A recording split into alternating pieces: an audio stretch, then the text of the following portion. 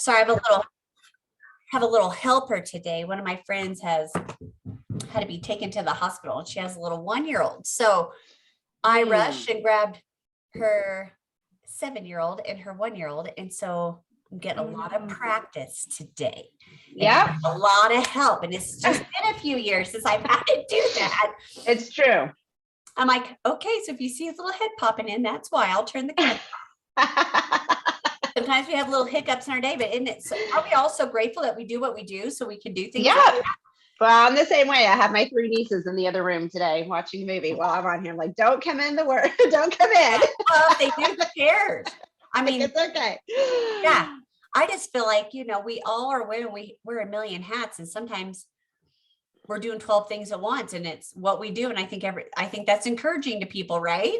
Well, it is. And we're grateful for the opportunity to help when family members and friends need it. Yeah. Mm-hmm. Yeah, it is. It's such a gift that we can do that. Okay, well, we're going to go ahead and start. And so I record it. Just so you know, we post this to my YouTube. My little office gal usually does over the weekend or tomorrow. Usually, I guess it's Thursday, but I will post the Zoom because some people like it in Zoom. Some people like it in YouTube. YouTube, right? Both ways. Don't worry. So today I will post quickly where, it takes like 20 minutes or whatever. I'll post later today this recording and all the sites, probably how to be on here. So I post it in all the same places I post. If you ever want to share this and post in other groups or text messages or Voxers or whatever Facebook post, you're more than welcome to. This is really just a go give thing. We just kind of started it and it's just kind of taken off and boomed. And it goes, doesn't matter which division, all around Mary Kay. My one friend said they even shared it with Mexico. There was Pam Kelly's, and I guess some of the girls knew her and they forwarded on. I'm like, that's amazing. So I mean, I don't know how they translate it. It's none of my business, but they got it. So just know you're welcome. Everyone keeps asking me that. Yes. If I put it somewhere, I'm just not part of every single group. There. Everyone. Sure. Send it wherever you want. But we have the fabulous and wonderful Rachael. She's going to share with us today. And if you've ever been in her space, it's been a gift. I can tell you that. She is a real deal. As she builds her national area, they are phenomenal women. I got the pleasure of meeting her on our Alaskan cruise, and we got to go salmon fishing together. It was so fun.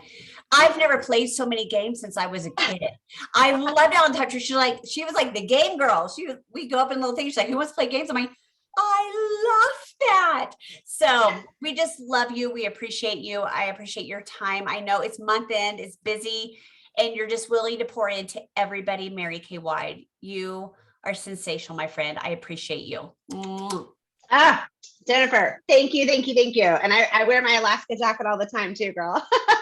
Thank you. It's the best. It is so fun. And we get to collect friends and relationships. And so I just appreciate you all for gathering here today. I am excited. Just to share with you some things that God has been teaching me and what I have been on a journey of learning. I believe that we get to learn things so that we can then pass those on to other people. And, I learned from a wise mentor years ago is that, we can't teach from where we have not been. And so you who are watching this are a leader, whether you're a consultant, whether you're a sales director, you are a leader in your business, you're a leader in your community, you're a leader in your home. And as a leader, we are always continually growing and moving forward, right? And so anything that is growing goes through change. We see that in the seasons, we see that in nature, and we see that in ourselves. And so we are all on a growth journey. We don't compare each other's journey. Each journey is unique and is our own. But I want to encourage you is that you are continually growing towards your God-given potential. And so my prayer today is that maybe get to help you think some new thoughts, to see yourself in a new way, to recognize some areas that you can dig deeper on and grow through, and allow God to just really speak through me today into exactly what you need to hear. And so here we go. Let's dive in and let's jump into this. This is something that I have really been investing in, studying, learning, and growing. And very Actually, none of it has anything to do with booking, selling, recruiting, and coaching. Those are the skills of our business. But we know, yes, those are important skills and those are learned skills.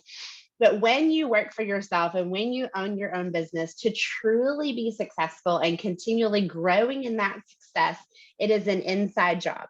And it is these 6 inches right here. It's the thoughts that we're thinking about ourselves, how we view ourselves, and how we are learning and growing and growing and growing. I'm going to challenge you a little bit today, and we're going to grow together. And this is just the beginning of hopefully inviting you to be a part of this journey of discovering more about the amazing person that God made you to be, because you are extraordinary. There has never been and never will be another you. God created you on purpose for his purpose, and he wants the best for your life.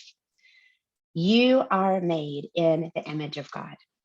Now, just imagine if you had an apple seed and you planted it in the ground, what would you expect to grow? An apple tree, right? Now, it would be really crazy if you planted an apple seed and you got really mad that an orange tree didn't grow. We can't be mad at the seed for not becoming what it was not created to be. And the same is true with us as humans. Your job, one purpose, one singular focus is to be exactly who God created you to be. Not what someone else says you should be, not even what your own mind thinks that you maybe should be, based on environment, based on messages you've heard, based on things that you've seen. You are type you. And here's the news. You make a really lousy someone else. I make a really terrible someone else, right? I would make a really terrible Marianne. I would make a very bad Jennifer, because that is not who I was born to be. And the more that we try to become someone that we are not, it actually scientifically causes damage in our brain. And we're not even going to go into the whole neuroscience side of that. If you've never heard of Dr. Caroline Leaf, look her up, read her books, listen to her stuff. She will explain all the scientific details behind that. But the bottom line is it is exhausting to try to be something you're not. And since all of you are over the age of 18 and have life experiences, I would guess that you could probably point to a time in your life that maybe you've been exhausted trying to live up to someone else's expectations, or trying to be what you thought this other person wanted you to be. And it was exhausting, and it was not energizing, and it did not feel good. If you can learn to walk in your own true identity, you are fearless and you are unstoppable. Do you want to be fearless and unstoppable? It's when you are who God made you to be. Your future is secure. No matter what happens in your life, you are you, and you get to continually become a better and better version of you. You are never competing with anyone else, because your identity is unique. There is only one you, ever has been, ever will be, in the entire universe, one. And so stop looking side to side. Be you and learn. And it is a lifetime journey. It may only take a few moments for you to really learn that identity, but it's a lifetime of getting to unpack it. And so I'm going to help us start that journey here. And then it's not going to all end in this one conversation. It's going to be a continual journey. Now, one of the things that I learned is our identity cannot come from what we have or what we do or what other people think of us. Yeah, so true. Our identity cannot and should not and does not come from what we have, because what we have can also be lost, or what we do, because that may change, or what other people think of us. Absolutely, for sure. We all have experienced the negative, going back to being a teenager, of that we cannot take our identity from other people's opinions. So your vocation here today may be as a Mary Kay consultant or as a Mary Kay sales director. And maybe you have other vocations as well, of another career that you have in addition to Mary Kay. But that is your vocation. It is not your identity. And it's really important that we don't get our identity from our vocation. We bring our identity into our vocation, but we don't get it from there. You don't walk into a room, walk into a skincare class, you walk into a conversation, walk into a Bible study, a meeting, whatever it is, and get your identity from the people in that room. If you can walk in knowing who you are, knowing who God made you to be, then whatever happens in that room doesn't change it. It doesn't shift you. It doesn't pull you from one way to the other, and it doesn't wear you out, because you walk in as one person and you walk back out as the same person, because nothing that happened and nothing that was said changes who God made you to be. You know, when we see this in the Bible, in Jesus's identity was the Son of God. That is who he was born to be. That's who God named him at the moment, is that he is the Son of God. His vocation was to be the Savior, was to be the Messiah, but that was not his identity. And so just keeping that in mind, of that, you know, my favorite quote, we don't want to imitate anyone else. We want to be unique to who we are. So my favorite quote back there is on my wall back here behind me. It says, be who God created you to be, and you get to set the world on fire. And so you get to think about, what are your natural strengths, your talents, your gifts, your abilities? What are you really great at? And you get to bring that into this vocation of Mary Kay that we get to be a part of, right? And we get to bring who we are and put that into there. And so as we look back at the last couple years of craziness, right? I would say probably the main emotion that we have been surrounded with is a 4-letter word called fear. Mm-hmm. And I would probably venture to guess that whatever holds us back from really doing what we know we are capable of, or really living up to our full God-given potential, is probably that same word, fear. And I love this. I'm going to read you this quote, and I quote this all the time. And it's from Max Lucado's book called Fearless. And this was written probably 20 years ago, so it's probably even more relevant now than it was then. But he says, the average child today has the same level of anxiety as the average psychiatric patient in the 1950s. Fear, it seems, has taken a 100-year lease on the building next door and set up shop. Fear is oversized and rude. It is unwilling to share with happiness. You do not ever see fear and happiness going together. They do not dance together, because one cannot be happy and afraid at the same time. Can you be clear thinking and afraid? No. You cannot be confident and afraid. You cannot be merciful and afraid. No, fear is the biggest bully you've ever seen. It is the bully from the high school hallway, brash, loud, unproductive. It makes a ton of noise and does nothing good. But remember this. Fear never wrote a symphony, and it never wrote a poem. Fear never negotiated a peace treaty, and it never cured a disease. Fear never pulled a family out of poverty, and it never pulled a country out of bigotry. Fear never saved a marriage, and fear never grew a business. Courage did those things. Faith did those things. And the people who refused to consult and refused to cower to their timidities did those things. But fear itself, fear will herd you into a prison of unlocked doors. Prison of unlocked doors is what your life is like when fear dictates every decision.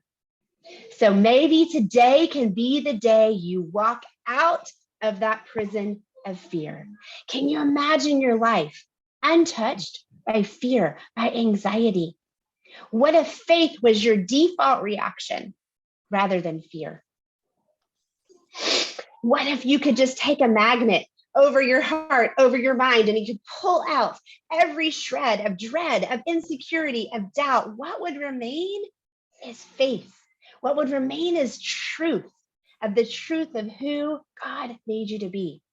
And moment by moment, hour by hour, day by day, week by week, month by month, year by year, you can grow into who God made you to be.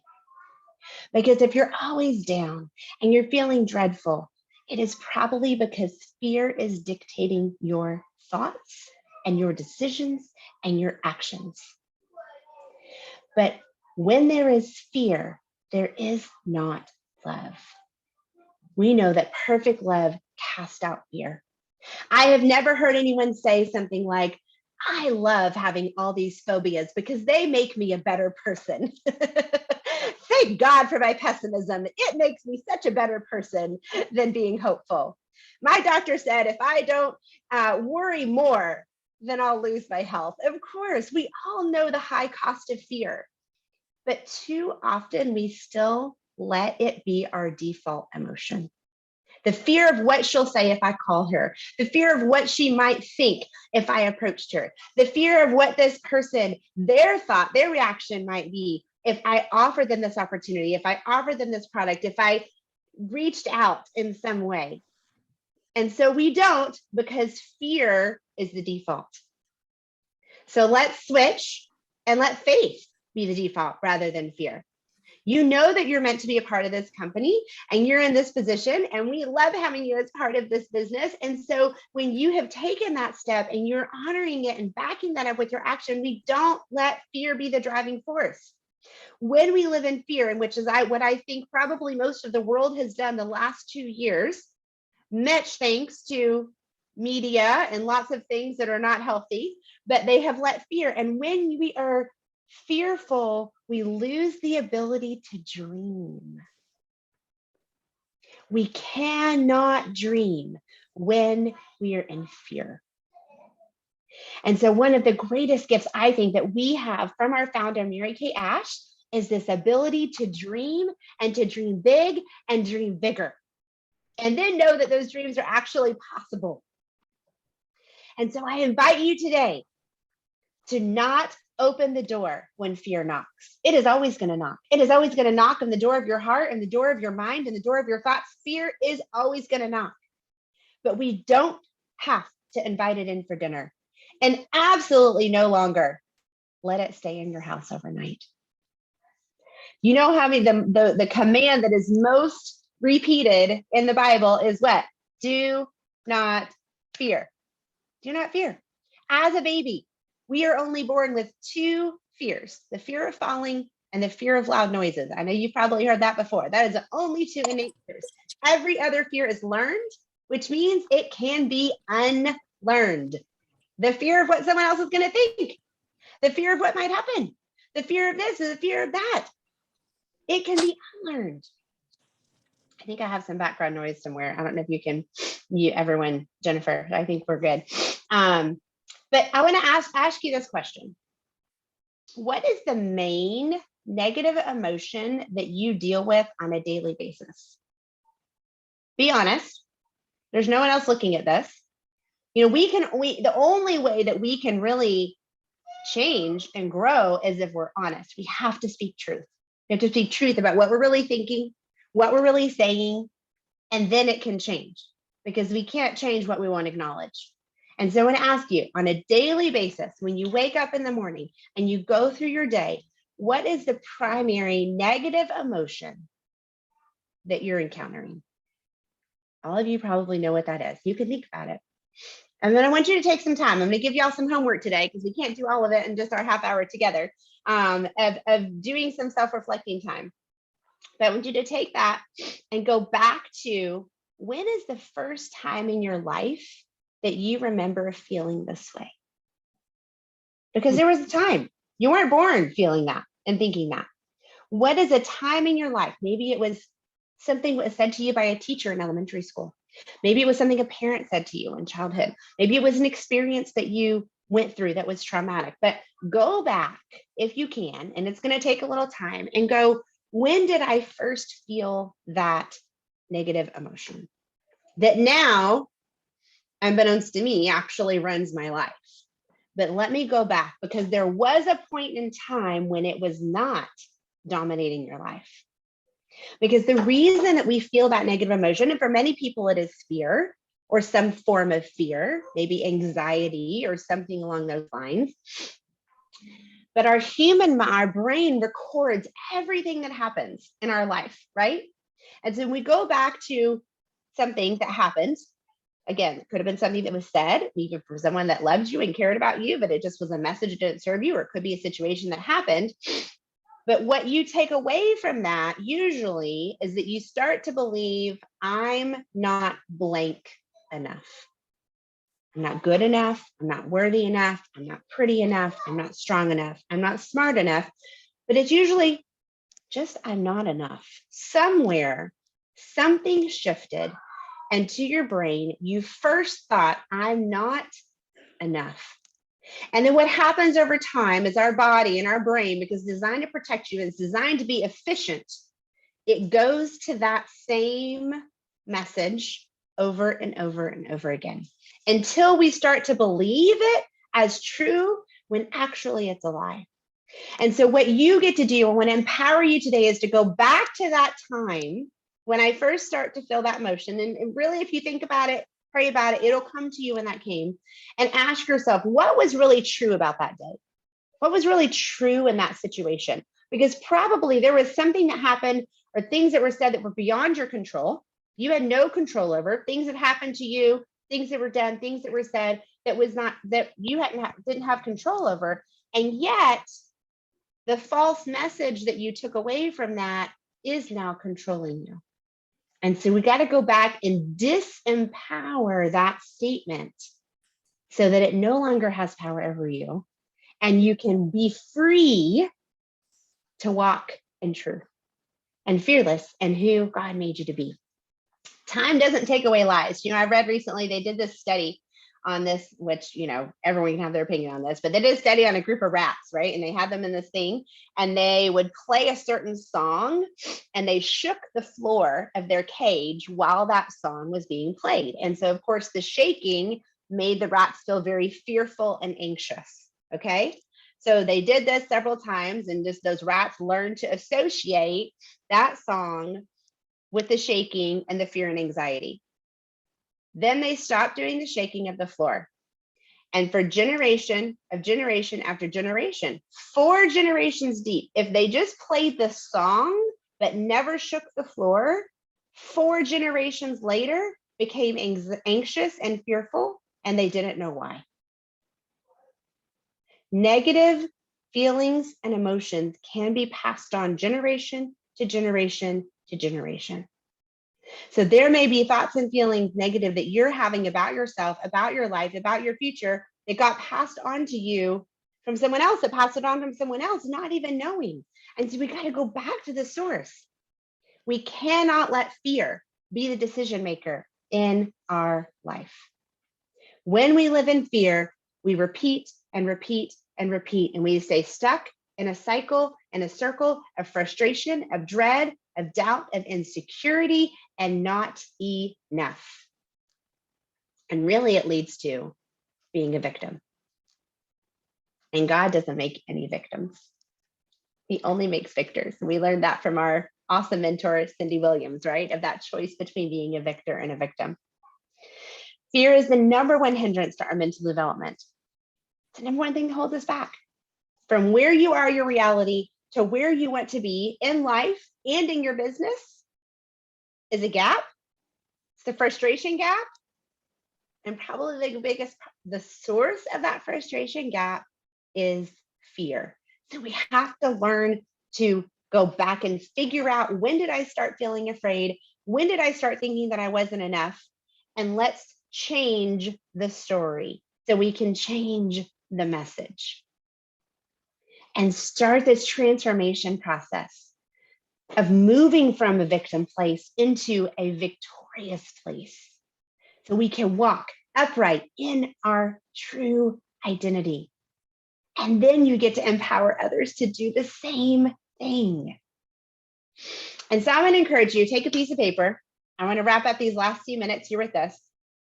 And I could talk for hours with you guys, but this is what I'm going to have you do. I'm going to invite you to do this with me. And hopefully, if you're sitting somewhere that you can do this, take a piece of paper. I'm going to walk you through an exercise that is something I believe that we have to do over and over and over and over again. And it's something that I just learned to do recently, and it has been transformational in my life. And it's going back, kind of like what I just said, is going back and identifying what are the things that you are believing about yourself, that I believe about myself, that are not true. Because we all have them. We all have things that we are believing Maybe someone else said something, or maybe it's just been in my own mind for so long that I've started to believe it, but it is not true. And so I'm going to ask you on a piece of paper to write down, what are some identities, some words, some descriptions, some names that you've been called or that you call yourself that you know really aren't true, but you have believed them as truth. So take a couple minutes, piece of paper, if you can, and if you're not where you can write, you can think about this. What are some false identities? Some things that I have been believing about myself, things that I have heard other people say about me and to me, things that I have said to myself about myself that I know aren't true, but they have held me back and kept me trapped. What are some of those statements, those words? I'm going to give you just about a minute here. Close your eyes, maybe. You'll know what they are. They'll come to you. And they're ugly words. They're yucky statements. They're things you don't like to even acknowledge, but they're there and we got to get them out.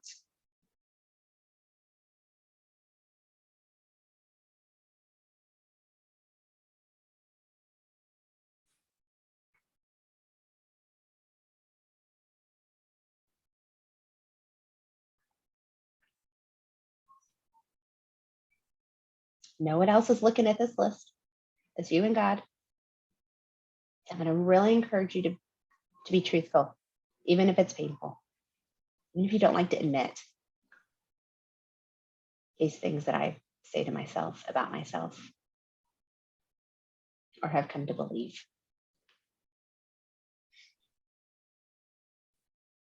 That if you really were honest,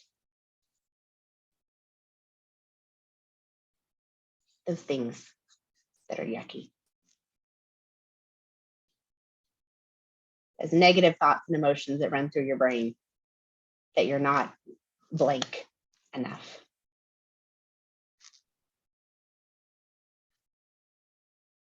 And then I'm going to invite you to take that piece of paper, if you have it on a physical piece of paper, I want you to fold it up, fold it in half.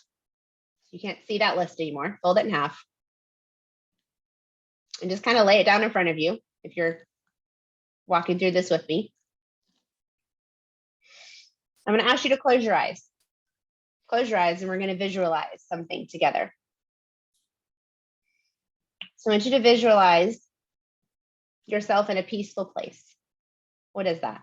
Where is that? Where is a place of peace for you? Specific location, a general location, maybe the ocean, cabin in the woods. What is a place that represents peace to you and rest? And I want you to imagine you're sitting there with this list in your hand. And unconditional love walks into where you are. Maybe it looks like Jesus.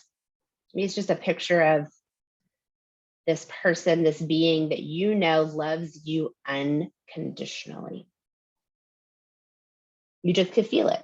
They walk in and you just instantly in that presence know that you are loved unconditionally for who you are. And I want you to imagine handing that piece of paper to unconditional love. What do they do with that list of those false identities? You're going to do something with it in your mind. And you're going to see it.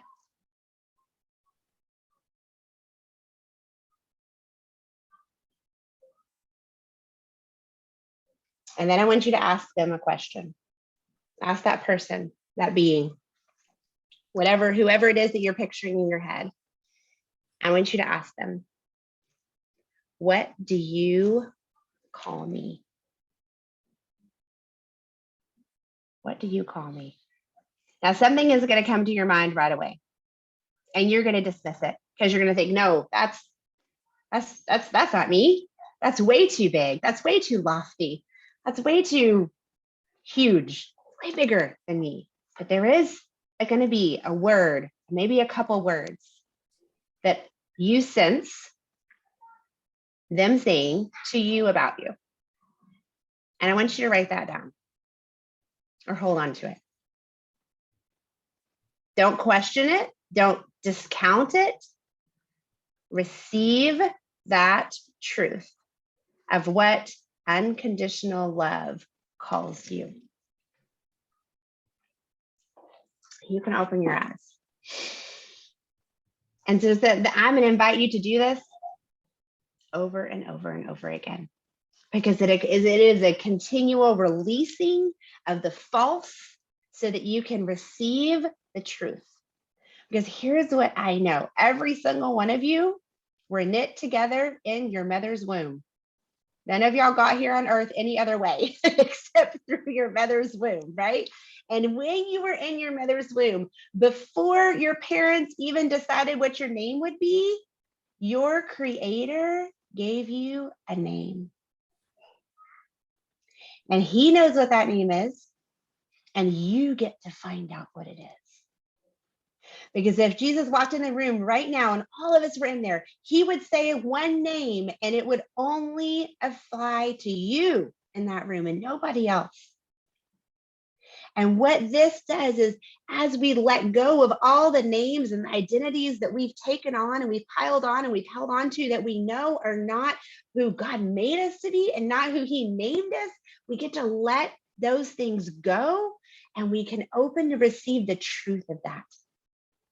And I guarantee you, the difference between what the world says and what God says is because whatever the world says, you're going to believe. Yeah, you're not enough. Yeah, you're not pretty enough. You're not smart enough. You're not whatever. But what God says, you're going to not believe because it's going to sound too good to be true. And you're going to feel something you've never felt before. And you're probably going to hear something that you cannot even begin to imagine that could be true about you, but it is.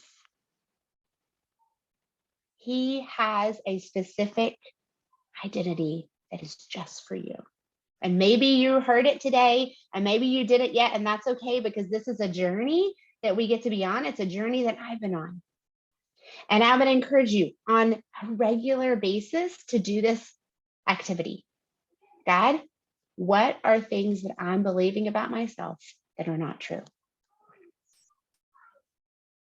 God, what are identities? What are names? What are descriptions that I'm holding on to that are not of you? What are things that I believe about myself that are not truth?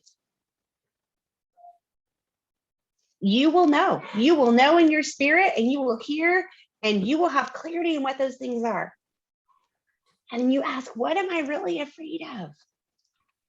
And where does that fear come from? Because when we can go back to where that fear came from, we can eliminate it.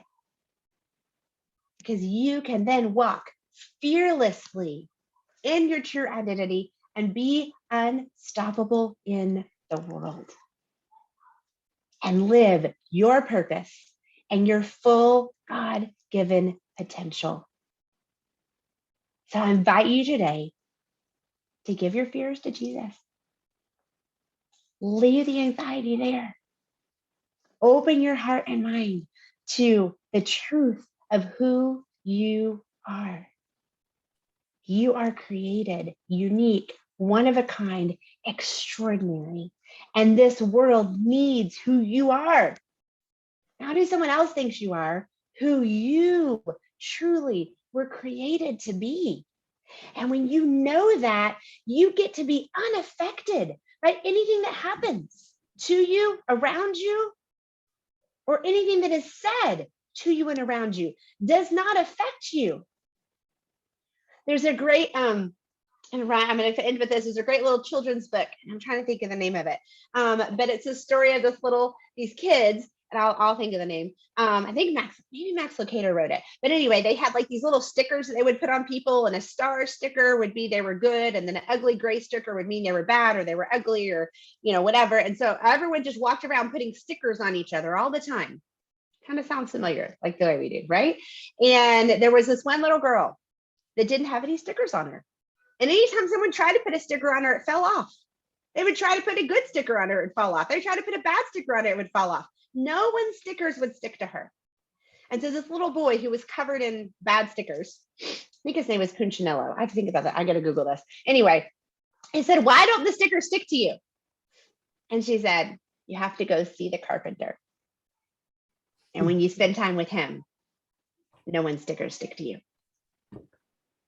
And they were all little wooden toys. And so that's the story of that. When you get to spend time with your creator and you know who he made you to be, nothing anyone else says or does sticks to you. Doesn't affect you. You get to walk upright in truth and confidence. You have confidence in knowing who you are and who you're made to be. So be who God created you to be, and you will set the world on fire. Every human's greatest fear is that they are powerless and they are alone. And the truth is, you are never powerless and you are never alone because God is always with you. And the enemy will try to get you to believe otherwise, but you are never powerless. You are never alone.